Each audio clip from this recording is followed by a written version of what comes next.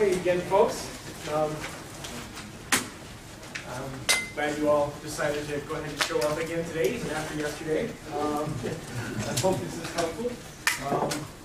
But we're really only beginning. And remember that the four major classifications of biological molecules that we're talking about, well, that we talk about in general, are lipids, which we covered yesterday, in terms of the way they help to make up the membranes that define and surround and maintain the cell shape. But also within a eukaryotic cell, these phospholipid bilayers also set aside different compartments within the cell to hold different functions, such as the nucleus to maintain our DNA, such as the Golgi apparatus where we process some proteins, such as well, several other organelles that carry out different functions. Then we started talking about nucleic acids, and we didn't even get through nucleic acids yesterday. So we're going to continue talking about the roles of DNA in terms of carrying the information from generation to generation. And then we're going to get into a little bit of how RNA helps DNA get turned into protein. Okay? And then we're going to talk about protein. Unfortunately, we're not going to talk much about carbohydrates, right? Sugars. Sugars play a wide range of functions in the cell, but we're not going to have time to really cover that much at all, especially if I want to do any justice whatsoever to proteins. So this concept of how we turn a DNA nucleotide sequence, remember our A's, G's, T's, and C's, into a protein is a two-step process. The first step is called transcription, rewriting, and the second step is called translation.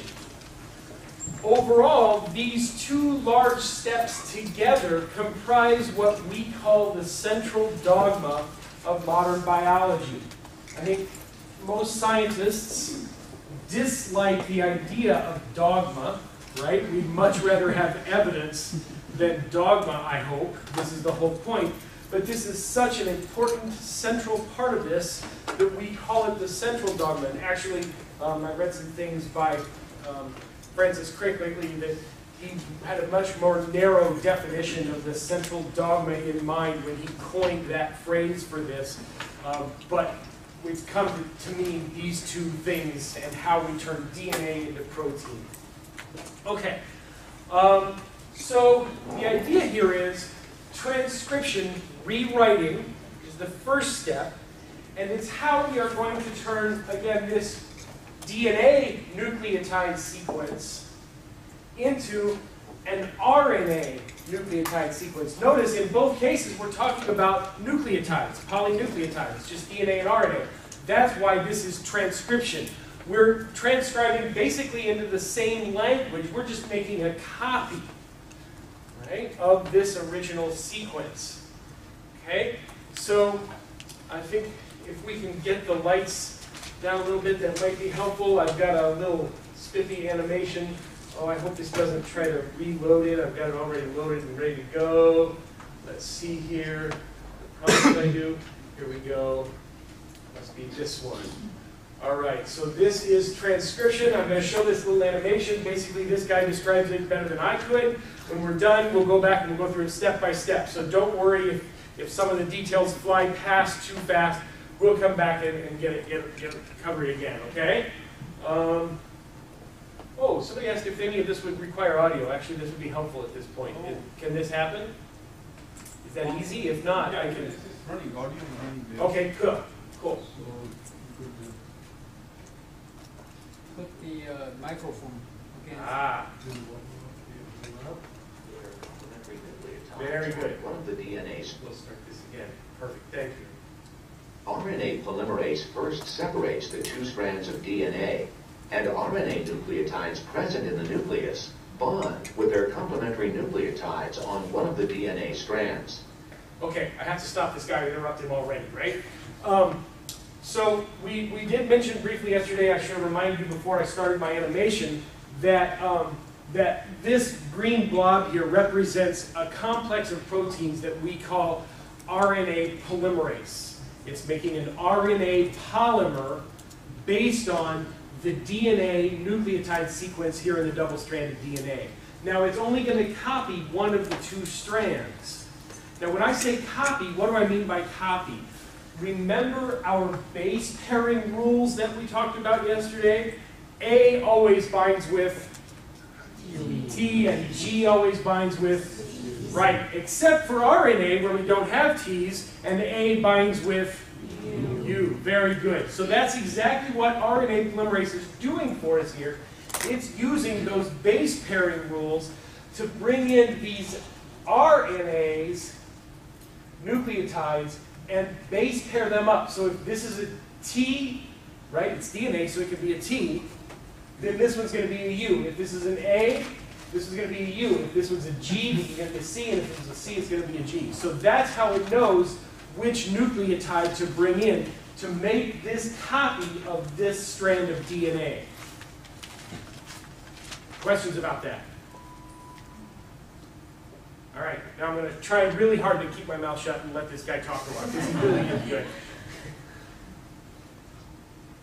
Remember that G and C bases always bond together, and the A and U bases of RNA always bond to the T and A bases of DNA respectively.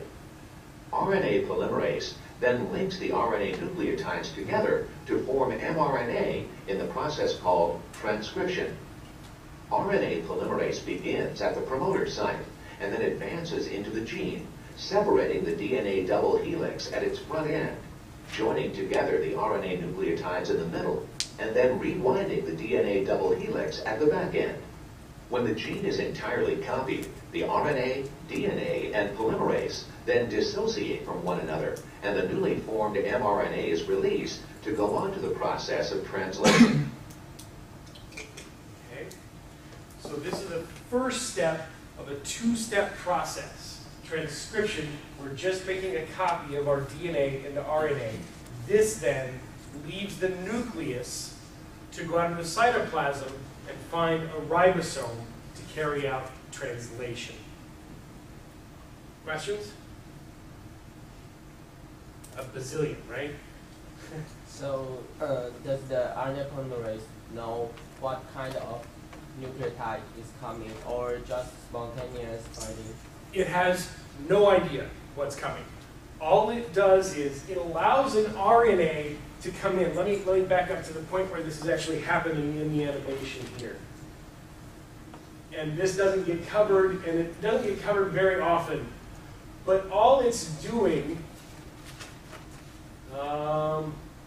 is allowing these RNAs to come in, and if they bind tightly, see, this is the thing, A and U bind with each other pretty tightly, more tightly than A and G or A and C do, right? So if this is an A and a G comes in, they don't hydrogen bond with each other very nicely. It's a special kind of chemical bond called a hydrogen bond that holds these things together, and it'll have a couple of them. But anyway, it won't bind right, and RNA polymerase will just let it float away again. If a U happens to come in, which is what it's wanting to bind with, that happens to bond pretty nicely and become stable, and RNA polymerase goes, oh, that's a nice stable base pairing, make that connection between this one and the next nucleotide. Okay, good. Excellent question, yes? RNA polymerase, how to choose the directions of the synthesis from because DNA has two top strands. Exactly. And who's to say it's not going to go on this strand and go this way, right? Sometimes it does. Here's the thing. There is a special region of nucleotide sequence called a promoter that's on this strand that needs to be copied. And there are several different types of promoters. There's a cat box and a Tata box and several other types of things, just regions that RNA polymerase recognizes, or some subunits of RNA polymerase recognizes, hey, this is a good place for me to sit and start to transcribe this gene. And if that sequence is here, it'll go this way. If that sequence is here, it'll come this way. On the undo the other strand. You're starting to see why I can't possibly cover everything in 3 hours. Because I literally can spend a week talking about nothing but promoters and how they bind with RNA Pol2 and how that gets regulated, and it's critically important. Okay? Keep thinking about it. I'm more than happy to chat with anybody. By the way, I'm sorry that I wasn't able to stick around yesterday after my talk. I do plan to be around at least through lunch today if anybody wants to grab me and berate me for the horrible job I did, or ask me questions or whatever. Okay? Am I good enough to keep going? Okay. If there's something else you can ask, I'll be happy to talk a little more about it, but we've got to move on eventually. So ask, if you got one more thing, yes. Okay. Is any possible have the 2 promoters in the same region at a different Yes. substrate? That does happen a few times. So we used to think 1 gene, 1 protein, right? But that gets a little complicated. It's possible that somewhere in the middle of this gene, the other strand has a promoter region that would read a gene in that direction. And this is getting really complicated now, how all that gets regulated, but it does happen. Nothing is ever as clean and clear as we hope when the further we study into biology. Good, good. Anything else? Yes? You know how DNA regardless of RNA will replicate, like it goes from 5' to 3'. Yes. If it goes on the other strand, wouldn't it be 3' to 5'? So that's why I was saying it would be on the other strand and it would go that way, right? This one is moving this way along the DNA because it is moving from 5' to 3', right? That free 3' OH is what gets added to. But if it was on the other strand, then it would, of necessity, be going that direction because it's always going to, so the 2 strands, I wasn't going to get into this, the 2 strands run anti-parallel, right? So if this is 3' to 5' on this one, this is going to be 3' to 5' on that one. Okay? Excellent questions. All right. Good.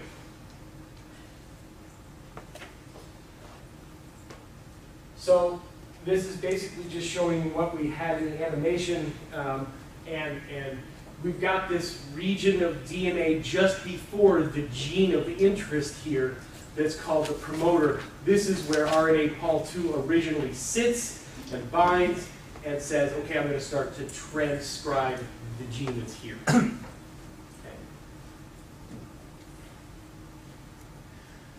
Comparison, these are crystal structures. X-ray crystallography is used, to show atomic level detail of how these proteins look. And look, all the way from yeast, which is basically the simplest eukaryotic organism I know of. It's often a single-celled thing, a yeast, and it's got a nucleus, and it's eukaryotic in every way, but it's very simple. All the way since then until, well, from bacterial till yeast, right? Huge difference in evolutionary time. Look at the overall similarity of that structure of RNA polymerase. It's a really critical function. It's necessary that it has very much these specific shapes to give it its function. So that even in us, humans, hasn't changed significantly from this overall shape. Now, we'll talk more about why this looks so messy in a little bit. This is really, well, this is quaternary structure, but any one of these colored regions, like the yellow here, is one long strand of protein. Okay? The dark blue here is another one long strand of protein. And they all fold on themselves to give these specific structures.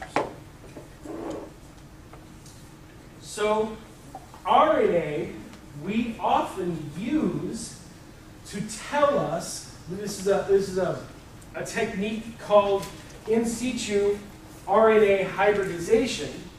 And what we do is, if we have a particular gene that we're interested in knowing about where that gets, what cells make that gene, we set up a probe for the RNA, for the mRNA, for that gene. And we can stain, in this case, these are Drosophila fruit fly embryos. Okay? And they have stained these for a particular gene. In this case, the name of the gene is called hunchback. Right? And early in the embryo, that mRNA is being transcribed here and at the very posterior in here. Later, it comes in these little bands. Then it gets even more specified. Those cells doing that tend to migrate and get themselves into and look at this very specific little pattern. Just these 2 cells here, 1 or 2 cells here. Those cells are expressing this and none others. So it's by looking for the mRNA, we can get a really good idea of where in this embryo we are expressing this gene, where we are transcribing this specific gene. And we can set up a probe for any gene you happen to be interested in looking into. Okay? In situ hybridization, very useful technique.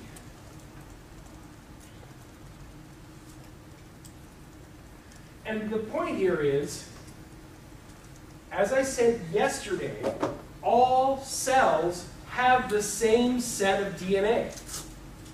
So my blood cells and my neurons, red blood cells are a bad example because they kick out their nucleus, right? They don't have DNA anymore. But my muscle cells and my liver cells and my pancreas cells and all of these cells have the same DNA, but they've got to take on very different structure and function. Right? And as I said yesterday, if lipid was all there was, they'd all just be round bags of water. Right? But the proteins that they express give them their different shape and function and structure. Okay?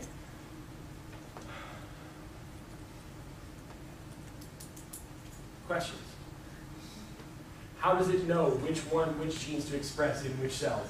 How does my heart cell know it's a heart cell and it needs to express the genes for that type of muscle?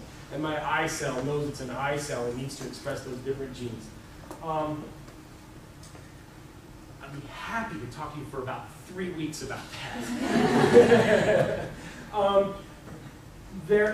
What it comes down to, the main method by which a gene gets turned on or turned off is at the level of transcription. And there are proteins called transcription factors which go and sit on that promoter region, remember the promoter region of DNA? And if they want to activate a gene, they literally recruit RNA polymerase and say, come, sit here, transcribe this gene, go. Right? If a gene is not supposed to be expressed in there, like there's a particular gene for a pigment that's in your eye, that your heart doesn't need that pigment, right? We do it no good. So there are other transcription factors that go to the promoter of that gene and say, RNA polymerase 2, go away in this cell. Leave me alone. You don't need this gene. Don't bother wasting the energy to transcribe this gene. It wouldn't do us any good, right? So by doing this, and it's very complex, still being starting to be understood, system of saying, I need this set of genes in this cell, and this overlapping but not identical set of genes in this cell. Okay? And they're called transcription factors. We'll talk a little more about how they get activated as time later on this morning. All right, so that's transcription. Now we're going to talk about translation. In other words, we're going to take that mRNA that we just made in the nucleus, it's going to leave the nucleus and go out into the cytoplasm where it's finally going to make us our protein. It's going to make our protein for us. Okay? And the structure where this is going to happen is called the ribosome. Every living organism on the face of the planet uses ribosomes. with RNA polymerase II, I had no problem calling that an enzyme that catalyzed transcription. But when we talk about the ribosome, for technical reasons, we are a little uncomfortable calling it an enzyme. Because the technical definition of an enzyme is a protein that catalyzes a chemical reaction. And ribosomes are really interesting structures because they're a combination of protein and RNA. Don't worry too much about that. But because they're not strictly protein, we are a little uncomfortable calling them enzymes, and we just call them the ribosome, a structure. We come up with these other ways of saying it. So the site of translation is a ribosome. I've got another animation to show you about this, and then we'll talk about it quite a bit more. Well, let's see. So that's this one. All right. So here we are. We've gone ahead and we have generated our mRNA, which is this whole long thing. It has left the nucleus. It's going to find its ribosome. And that ribosome is going to read this RNA, this mRNA, in sets of 3 nucleotides at a time. Okay? 3 at a time. 3 at a time is called a codon. And every codon, C-O-D-O-N, is going to code for 1 amino acid. Okay, I promise to tell you more about what an amino acid is in a couple minutes. A lot more than you want to know. Okay? But it codes for 1 amino acid. And a protein is just a long chain of stuck together amino acids. Okay? So by coding for the amino acid sequence, the mRNA codes for the entire protein. Let's watch the animation. Let's talk a little more. Feel free to ask questions. Okay? mRNA is used in the process of translation, or protein synthesis, which occurs on the ribosome. Purple blob The the ribosome is positioned so that each of its 3 binding sites aligns with a codon of the mRNA. Transfer RNAs, or tRNAs, carrying amino acids approach the mRNA. tRNAs with anticodons complementary to codons of the mRNA will bind. When the middle and first binding sites both contain tRNA, the ribosome attaches their amino acids together. The ribosome then moves down the mRNA the distance of 1 codon, so that the tRNA in the first binding site is now in the middle binding site, and the first binding site is available for another tRNA. The tRNA that has lost its amino acid is moved to the last binding site and released. This process continues with tRNAs bringing in new amino acids, binding their anticodons to the codons of the mRNA, and having their amino acids added to the growing protein chain. The process stops when the ribosome reaches a stop codon. This codon does not bind with any tRNA. Instead, it signals to the ribosome to stop translation and release the finished protein. Okay. So we've got our mRNA down here that brings the message from the nucleus. Then we've got another type of RNA called the tRNA that brings in the amino acid. Now remember yesterday when I was drawing an RNA, I said sometimes that RNA can fold back on itself and base pair with itself. One region of the molecule base pairing with the other region. It's exactly what's going on to give these tRNAs their shape. And when they fold on themselves correctly, they've got an amino acid stuck to one end originally, and at the other end is a 3-letter RNA sequence called an anticodon. So remember how in RNA Pol II, it waited until there was good base pairing before it added that nucleotide to the growing RNA, right? Same thing happens here in the ribosome. It waits until the correct tRNA comes and nicely base pairs with the mRNA before it catalyzes the addition of that amino acid. So this one is GUU, and so its complementary anticodon is CAA. If one that reads GUA tries to bind here, it simply won't base pair and it'll float away again, and its amino acid won't be added. But when a correct tRNA with the right anticodon and therefore the right amino acid comes in and binds, then that amino acid gets added to the growing chain.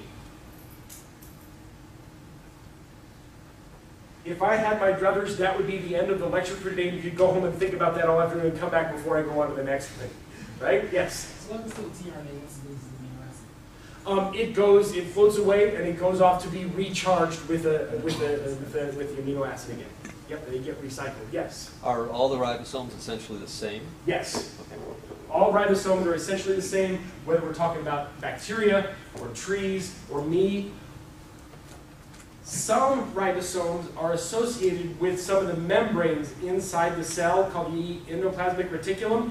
They are making proteins that can be embedded into the plasma membrane or excreted from the cell, and they're exactly the same as the ribosomes that are floating free in the cytoplasm.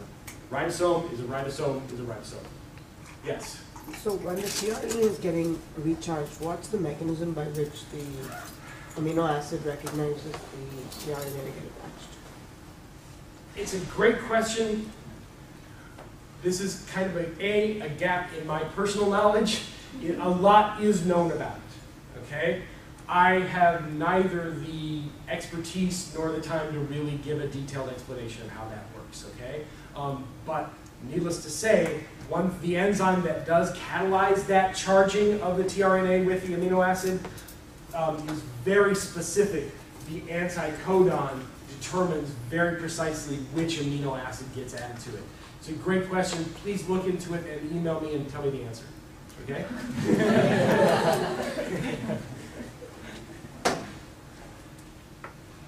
Yes? Do we know how each amino acid connect to each other? Yes. We very precisely, and I promised to get into that. His question was, do we know how one amino acid attaches to the other? And yes, we know very much about that, and I'm going to talk about it for the next few minutes. Okay? It's called a peptide bond. Okay? And we'll talk a little more about that.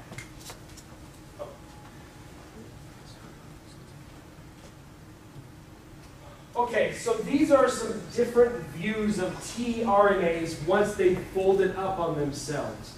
This is that type of thing we just saw. It's just a stick figure. Look, this very much emphasizes the areas where these bases here bond with each other within that one molecule. Right? They base pair with each other to give this its structure. This is more of a crystallography determined shape. This is how they really kind of, the RNA folds up on itself to look like this. Notice here again, you've still got this anticodon loop. How many bases will make up that anticodon? 3. Exactly right. Okay? And this is more of a space-filling molecule where it's actually given a kind of a 3D representation of all of the atoms in a tRNA. And then this is a nice little icon that we can use to really get the idea across quickly. Okay? But this is what those tRNAs actually look like. All right, so here again, we've got the 2 subunits of the ribosome. Notice when they come together, they sit very nicely with the mRNA going through them. And these 3 binding sites for tRNAs.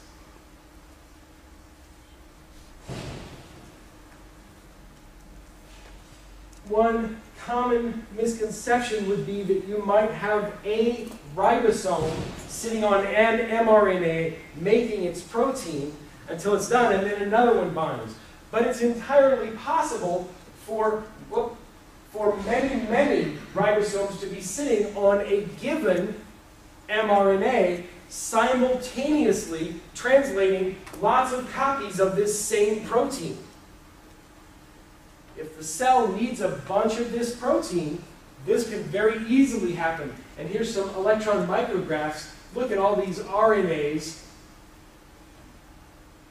bundled together on this mRNA. I'm sorry, all these ribosomes bundled together on an mRNA. Apologize. These are ribosomes sitting on an mRNA. So this could be making a lot, just churning out a lot of these proteins. Notice that here it's just started. Right here it's a little longer. We've added a few more amino acids, a few more amino acids, a few more amino acids. By the time we got here, that's a nice long protein that folds up on itself and goes off to do its function. Okay, they are moving along, ratcheting along that mRNA, churning out protein. This is called a polyribosome. Again, just to drive home some of these things, we've got, in this case, our amino acid up here is phenylalanine. We've got the tRNA, we've got the Anticodon, we've got the codon that's on the mRNA. All right. Remember that RNA has 4 bases: A, U, G, and C. Remember that those 4 get read in triplets. If you do the math on this, you can see that there are a total of 64 possible codons. One thing I want to tell you is that we only have 20 amino acids that we use. A few others here and there throughout the living world. If you get those 20, you're just fine. Okay? So 64 possible codons, right? But only 20 amino acids. What does this mean? This means that there are, then there are 3 codons that get read as, hey, you're done making this protein, kick it out, right? Good job, well done, we're finished. They're called stop codons, all right? So this leaves us with 61 codons coding for 20 amino acids. By the way, there's also a start codon, AUG, that calls for one of the amino acids, methionine, but it's also the one that says, hey, ribosome, start translation here. Okay, so we won't get too much more into that. The ribosome basically scans along the mRNA until it finds an AUG, and that's how it knows this is my first codon, and this is the beginning. So every protein starts with methionine, because AUG is also the start codon.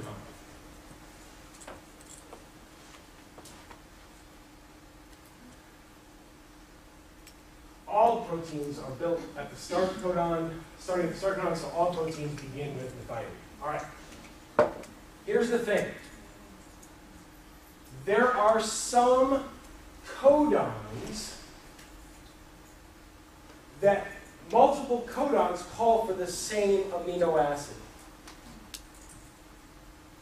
Okay? So we've got 20 amino acids. By the way, we know this codon, we know the code. We know what codons call for what amino acids very precisely. Okay? So look at this. CCU, CCC, CCA, and CCG all call for proline. Any one of those codons tells the ribosome, bring in a proline, and proline is the next amino acid in this chain. Okay? CAA and CAG both call for glutamine. This property property of this code is called redundancy. There are multiple ways of getting threonine as your next amino acid, at least 4 of them, right? 4 of them. These 4 codons. This is one reason why it's not like a blueprint and you can't go backwards from protein to RNA, because you don't know which one of these 4 called for that. So the genetic code is redundant. Right? There are multiple ways of calling for a particular amino acid. However, the genetic code is not ambiguous. What in the world are you saying? Redundant but not ambiguous. What does that mean? While it's true that there are multiple ways of calling for one amino acid, it's never the case that a codon might sometimes call for proline and sometimes call for lysine. That never happens. If you have this codon, you know for a fact it's going to call for threonine every time and never anything else. It's not ambiguous. Okay? So the genetic code is redundant. There are multiple ways of calling for alanine, but in no case is it ever ambiguous. If you have GCC, you have alanine every time, never anything else. You see the difference there? Questions about that? Yes. Why tryptophan has only 1 codon? Great question. Evolutionary history of how the ribosome is formed. It's only got the 1. I don't know. It's a good question. Yes? Isn't that also dependent on like the, the mutation issues? Like if like certain things cannot be mutated, like proline gets mutated, it changes the whole structure, which is why all 4, any of the last changes can lead to only proline again. That might be part of why the code is the way it is and how it developed over time. His point is, with proline, look, if you mutate that 3rd base of the codon, it doesn't matter which one you mutate it to, it's still going to call for proline. Right? Whereas with, what were you saying, tryptophan? Show me where it is. I can't even find it right now. Upper right. Upper right. Okay, yeah, tryptophan. If you mutate this codon in any way, shape, or form, you're now going to call for something different, and you're going to have a different protein. Okay? So this type of mutation, where we go from ACU to ACC, in both cases, your protein is exactly the same. You've made no difference in that organism in how it functions at all. We call these a silent or neutral mutation. Very good. One last point about this genetic code. It is redundant, it is non-ambiguous, and here's the kicker, it is universal. Every single organism alive on the planet today uses this exact genetic code. Whether it's a bacteria, or a rose, or a fungus, or me, we all use that exact genetic code. This is why genetic gene manipulation is so powerful. The possibilities are so exciting, and at the same time, a little bit scary. Okay? So let's practice for a minute, just for giggles. The way this readout, and I've seen several different representations of the genetic code. This actually isn't my favorite, but it's one. If I said this is an mRNA, and I want to translate that, by the way, I talked a lot about the word transcription, rewriting. I didn't talk about the word translation. When I'm translating something, what am I doing? Going from one language to another language. When I'm transcribing, I'm just copying, right? Nucleotide to nucleotide. When I'm translating, I'm going from the language of nucleotides, mRNA, to the language of amino acids to make a protein. Completely different type of molecule. I promise to show you an amino acid very, very shortly. Okay? So it's translating into a whole different type of biological molecule. Nucleic acids to protein. All right, so if I want to translate this into an amino acid, what's the first thing I'm going to want to do? Good answers, whatever they were. I'm gonna break it up into codons, right? And I'm gonna my ribosome is gonna know AUG is gonna be my first one, and then GGA, GUC, so forth. To read this particular type of chart, what you'll do is you will look. Notice this says first base. We're not talking about dating here. First base. You look at your first base, and it's along here, so it's A, so I know it's going to be somewhere in that row. Okay? Second base is along the top. U is right there, so I know it's going to be in that column. So where those intersect, it's going to be somewhere in here. And then I look at my third base, and that tells me it's going to be methionine, which makes sense because it's the first one, and it's going to be my start codon. Right? So if I want to do my second one, right, it calls for methionine. My second one then, GGA, I'm going to look at my first base, it's going to be a G, so I know it's going to be somewhere in that row. It's going to be another G, so I know it's going to be somewhere in that column. So no matter what that third base is, I know for a fact it's going to be glycine. Right? Somebody want to do the next one? What's it going to be?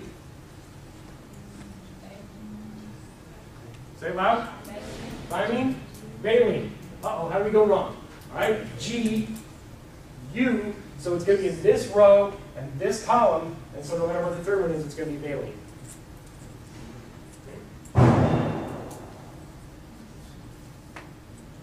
Work for yourself and see if you can get it.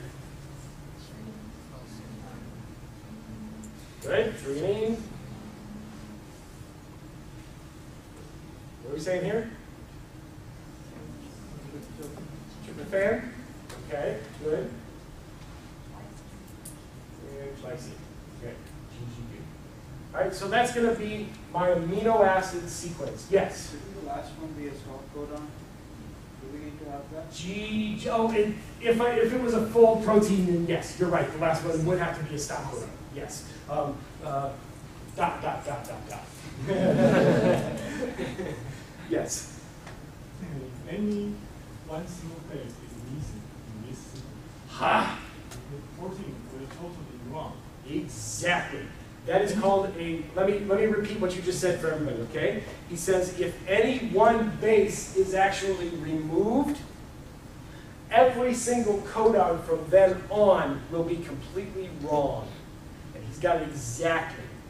Also, if you add a base, right, then everything from there on is basically going to be, you're going to shuffle the deck and you're going to get random amino acids. This is called a frame shift mutation. I'm sorry, keep asking. That's a great point. So how to prevent in the natural By having the bonds between these nucleic acids be covalent, be stable, trying to look for, and the cell has a lot of ways of looking for, remember, back in the DNA, this is RNA, right? But back in the DNA, this was double-stranded. If you remove any one from this strand, the cell can tell this base pairing no longer is right, something happened here, and it usually will just kill the cell, right? Because we can do without one or two cells. Yeah, excellent points. Other questions? Yes? Do you know if there's any mechanism to remove the start codon and the stop codon from the proteins, or all the proteins starting? Okay, the stop codon doesn't actually code for any amino acid. Okay, so it doesn't add one that should be removed. The start codon My understanding is that really, every protein starts with methionine. Biologists, am I wrong about that? Does it get truncated? Does it get pulled off? Sometimes it depends. Sometimes it depends. I think most proteins really do start with methionine. Now, most proteins are hundreds or thousands or even tens of thousands of amino acids long, so one amino acid probably isn't going to screw anything up. Okay?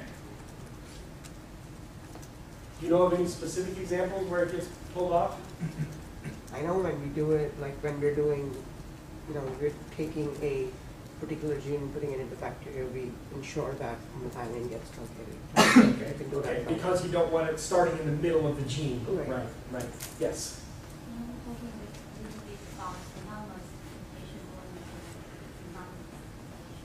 So I think that's what I meant, if I understand the word synonymous there, that's what I meant by a neutral or silent mutation, right? So you change a base that is redundant in the code, and it calls for the same amino acid, and that makes no difference in the overall protein. Do I understand that term correctly? Okay, good. Yes? Is any explanation for why the stockholder is always The best explanation I know of is simply that the ribosome needs some place to tell it what the frame is. Right? So if you didn't always use the same AUG, right, then it wouldn't know where to start. But the ribosome uses, it actually starts at the first beginning of the mRNA, and that first bit of the mRNA may well not be translated. It scans until it finds an AUG, and it says, okay, not only now is this my first codon, but that's where I set my frame. The first time it finds this sequence, AUG. Now there may well be other AUGs within it, and they'll just call for methionine. Okay? I know. All right. Finally, this is an amino acid. And ignore the green blob for a moment. Just look at the chemical formula there. And what you can see is there's this central carbon. Then on this side, there's an amino group, basically a nitrogen and 3 hydrogens. On this side, there's a carboxyl group, a C double bond O. Every single amino acid, that's the definition of an amino acid, is that you have a central carbon with an amino group here and a carboxyl group here, and then some side chain. Don't let yourself think that side chain means unimportant. We're going to see how critically important those side chains are. But an amino acid has the same fundamental base, and then 20 different side groups to give us our 20 amino acids.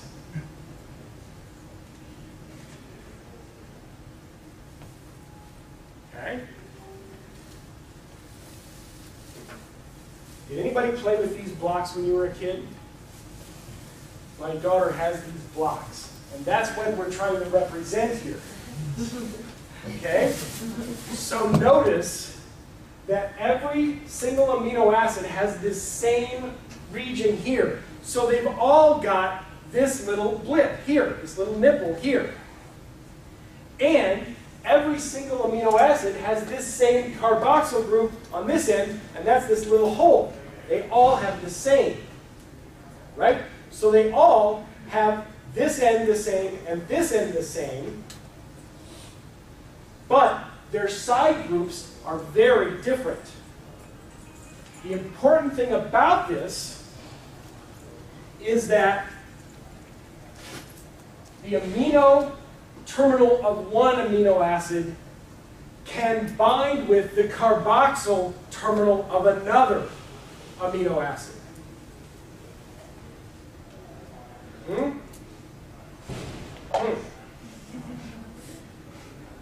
Okay? This is just a normal, average, everyday, unimportant covalent bond like any other, but this joining of one amino acid to another is so important to biology that we gave it a special name. Anytime we join one amino acid, the amino terminal of one amino acid to the carboxyl terminal of another, we call that a peptide bond. So this represents a peptide bond. What the ribosome does is bring in methionine, whatever comes next, whatever comes next, so forth and so on. You get the idea, building up long chains of amino acids. Okay? And if you're my daughter, you can't stand, whoops. You can't stand to have them all together. You got to pull them apart, all right? So, this never happens. That doesn't happen, right? It comes in one at a time in the ribosome. But when you're all done, you can have a long chain of the 20 different amino acids. Okay. Now, notice these different amino acids have different side chains. They've all got the same C and N terminus, carboxyl and amino terminus, but they've got these different side chains. These side chains interact with each other. Some of them attract each other. Some of them repel each other.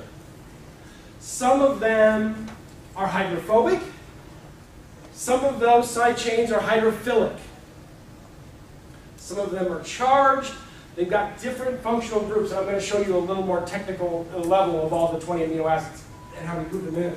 But the point is, because these side chains interact with each other, they can, this polypeptide, we call a short amino acid sequence a polypeptide, many of these bonds, right? Peptide bonds. These peptides can fold in, hopefully that doesn't happen, fold in on itself. Oh, one thing I really do want to point out doesn't happen is that.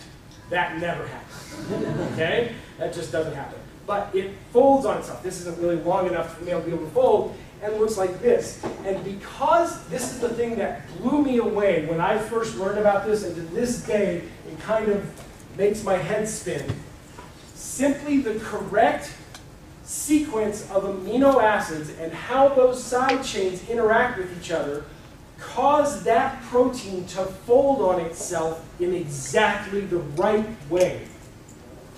We don't have any folding chairs. Pretend I've got a folding chair here. If it's folded up on itself, what kind of function does it have? Really none. It's not very useful to me at all. But if I fold it out, now it's got a function that I appreciate very much, and I can sit on it. The structure gives it its function. In the same way, the structure of how these proteins fold on themselves give them their function. Whether they're going to catalyze a chemical reaction, or be a motor that walks along microtubules, or be a microtubule, or be an actin filament, these are all proteins that obtain their function because they fold on themselves in just the right way, and the only thing to tell them how to fold on themselves is the sequence of amino acids and how those side chains interact. We know that this works because we can take an enzyme that has function, that is catalyzing a reaction, and heat it up to the point that it unfolds. Those side chains don't interact right, and it unfolds. And then we can cool it back down and let it fold again. And with some frequency, just on their own, in a test tube outside of a living organism with nothing else but that enzyme in there, they will fold back on themselves enough to give them their catalytic activity back. Yes? Why aren't a lot of different proteins and pieces of proteins, for that matter, connecting with each other? You know, and why can't it form a loop, or why can't little bits match up with others?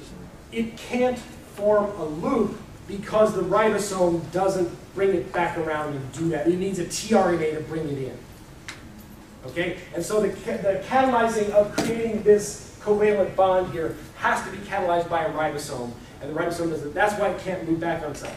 Your other question, why can't one protein interact with another? It can, they do constantly. I'll talk about that more in a moment. Many proteins, polypeptide, single polypeptide chains fold themselves and then interact with other polypeptide chains to give the pair or the quadruple or the 12 polypeptide chains coming together. They, as a group, they have their function. Individually, they do nothing. Okay? Excellent. Others? Yes?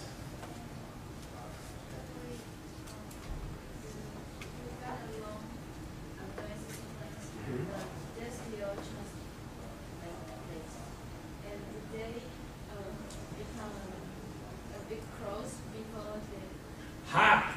Excellent. Yes, absolutely. So her question is, you're translating this at the ribosome, and you've got a few amino acids already coming out of the ribosome, but this one down here hasn't even been added yet. Do they start to fold on themselves before they're finished being translated? The answer is yes, they do. And there are other proteins that kind of help them. I have to be really careful about the language I use here because these are called chaperone proteins. And what they do is, as the protein is being translated, they bind and kind of keep it from folding wrong on itself. Right? They give it time to fold correctly. I could talk a lot of time about that, but the answer to your question is yes, they do start folding even before it's finished being translated. Yes. Okay, chaperone proteins help them fold correctly. But many proteins fold correctly within the complete absence of chaperone proteins as well. It's kind of a paradox. Yes? I've heard of lots of kinds of chaperone proteins. Mm-hmm. So, is it the mechanism is finding out kind of non-third people mechanism of controlling proteins, how control the proteins? So really, my understanding is all of the chaperone proteins, one way or another, they don't cause it to fold. What they do is they can keep water away from it long enough for it to allow the protein to fold itself correctly. Because if there's water getting there, then that causes some trouble. So these chaperone proteins basically sequester the protein from water until it's time for it to be folded to the interior of the thing mostly. Am I answering your question? Okay. Okay. Yeah.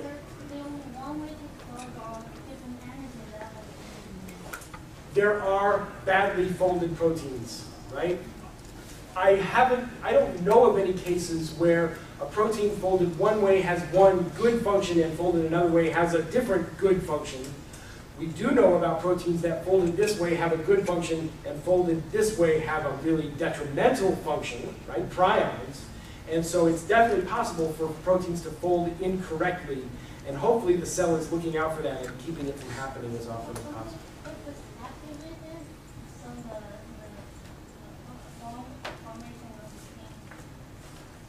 Yes, that also. It can be activated by phosphorylation or something else, and that can change its conformation a little bit, and that makes it active. Yes, absolutely. And that's a major part of cell signaling that I'll talk about hopefully if I get time this morning.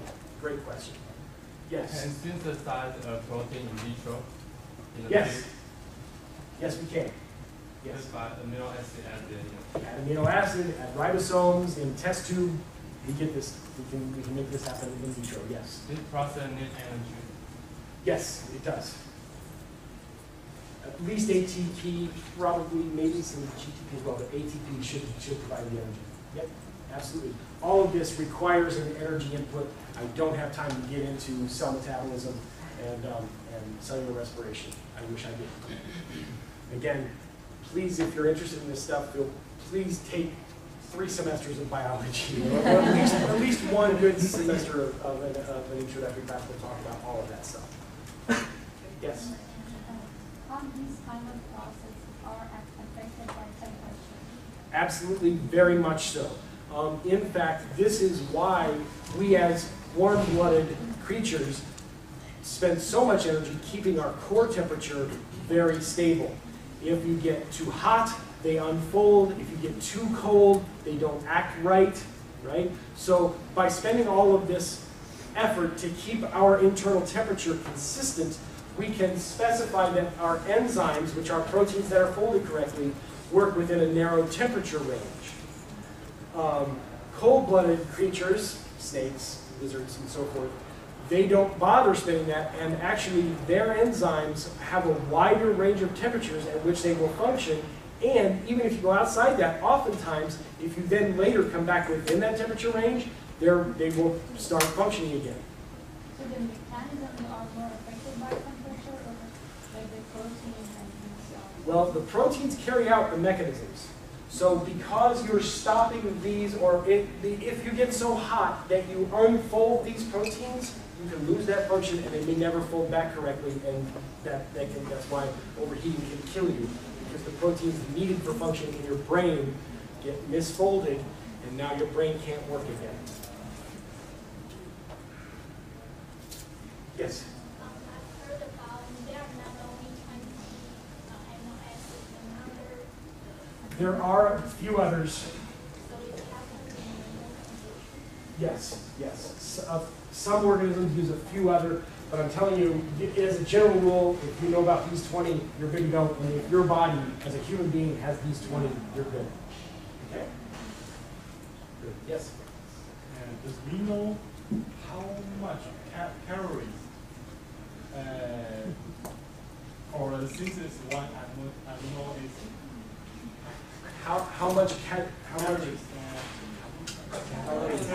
How many calories for an animal? Yeah, calories for synthesis one amino acid, because it's an engineering problem. We want to know how much energy. How much energy?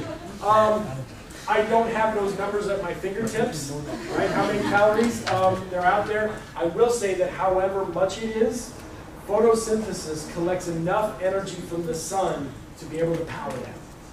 Okay, so the sun is constantly bombarding us with energy. That's how we take that energy from the sun in, is through photosynthesis that produces molecules that the cell can then use as energy to drive these reactions. So basically, you are all solar powered. Oh my goodness. Okay, thank you for the warning. Here are the 20 amino acids. Okay, I'm going to make this presentation available to you guys so you can have this. You can also look it up. But here's tryptophan. We shorten it to that. This is the side chain. You notice, again, the core of every amino acid is exactly the same. Carboxyl terminal, central carbon, amino terminal, and a different side chain every single time. Okay, and these are the 20 side chains of the amino acids.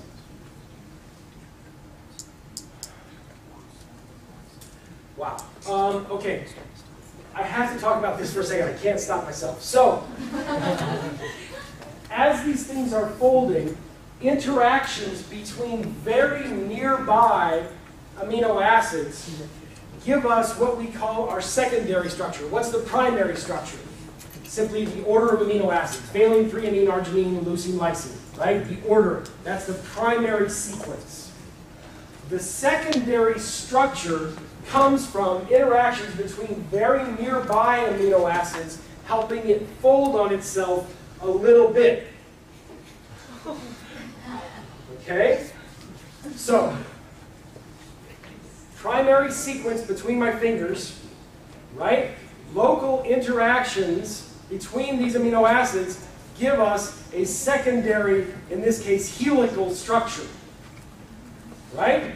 So that's secondary structure. And some of the most important ones are an alpha helix. This is a very common structure for proteins. Or beta-pleated sheets. There's a little bit of beta-pleated sheet up there at the top. Right?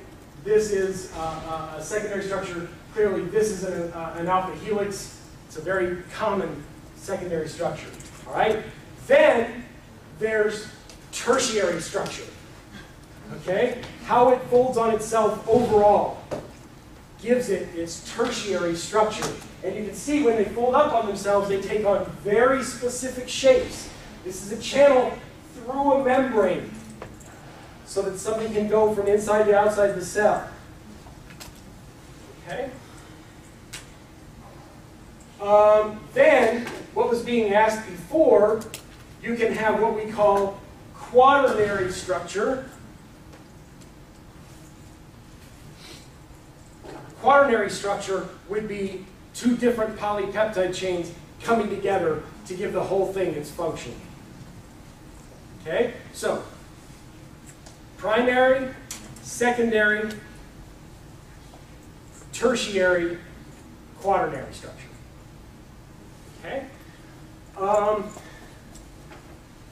So, general rules of proteins. Chemical, they catalyze, the enzymes catalyze chemical reactions. Structural, extracellular matrix, transmembrane stuff, cell-cell adhesions, signaling, all of these things. I'm so sorry I'm not going to get to talk about stuff that's interesting to you guys, like forced generation of motor proteins, right? Like myosin, kinesins, dyneins. These are motor proteins that walk along cytoskeletal elements carrying cargo.